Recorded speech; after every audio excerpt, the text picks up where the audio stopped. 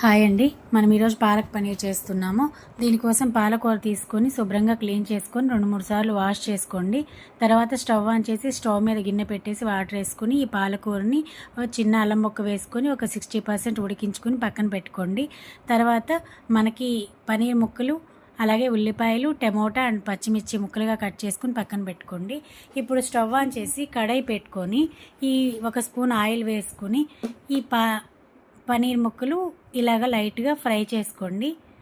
Fry చేసుకుని పక్కన పెట్టేసుకుని సేమ్ అదే కడాయి పెట్టుకుని ఒక 2 స్పూన్ల ఆయిల్ వేసుకుని దానిలో ఈ పచ్చిమిర్చి, టమోటా అండ్ ఉల్లిపాయ ముక్కలు వేసుకొని కొద్దిగా ఫ్రై చేసుకోండి. తర్వాత ధనియాలు కొంచెం, జీలకర్ర కొంచెం, వెల్లుల్లిపాయి అలాగే అల్లము అండ్ ఎండుమిరపకాయలు, నువ్వులు, జీడిపప్పు ఇవన్నీ కూడా దానిలో ఫ్రై చేసుకునేటప్పుడే వేసుకుంటూ ఫ్రై చేసుకుంటూ ఉండండి. ఇలా కొద్దిగా ఫ్రై అయ్యి కలర్ చేంజ్ అయిపోతుందండి. అప్పుడు తీసుకుని ఇలా మిక్సీ జార్లో వేసుకుని పేస్ట్ చేసుకుని పక్కన పెట్టుకోండి. ఇప్పుడు స్టవ్ ఆన్ చేసి కళాయి పెట్టేసి ఇంకొక 2 స్పూన్ల ఆయిల్ వేసేసుకుని ఈ పేస్ట్ దాంట్లో వేసుకుని వేయించుకోండి. అది వేగేటప్పుడే 2-3 పచ్చిమిరపకాయలు వేసుకోండి. అలాగే కొద్దిగా సాల్ట్, కొద్దిగా పసుపు వేసుకుని కొద్దిసేపు కలుపుకోండి.